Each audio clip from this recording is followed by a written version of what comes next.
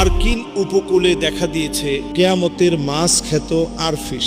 সমুদ্রের গভীরতম অঞ্চল থেকে ভেসে উঠেছে অরফিশ, যেটিকে ডোমসডে ফিশ বা কেয়ামতের মাছ বলা হয়ে থাকে। এটি এমন এক মাছ যা দেখা দিলেই প্রলয় আসে। বিশ্বাস করা হয় এই মাছের দর্শন কোনো খারাপ খবর নিয়ে আসে। মার্কিন উপকূলে যেটা দেখা দিয়েছে যে একটা বড় ধরনের আরফিশ, যেটাকে কেয়ামতের মাছ বলে। অনেক সময় দেখা গিয়েছে যে এই আরফিশ দেখা যাওয়ার পরেই বড় বড় ধরনের বিপদ আসে। এই আরফিশ দেখা যাওয়ার পরেই বড় বড় ধরনের বিপদ এসেছে। যেমন ধরেন টুইন টাওয়ারের হামলা, এটা তারা বলে আর কি। এরপরে সুনামি, এগুলো সব দেখা দিয়েছে বিভিন্ন উপকূলে। সমুদ্রের একেবারে গভীরে অবস্থান করা এই আরফিশ যখন উপকূলে ভেসে উঠছে, এরপরই বড় বড় ধরনের বিপদ দেখা দিয়েছে। আসলে এটা কি মানুষ এখন ধারণা করে নিয়েছে যে এটা কেয়ামতের মাছ।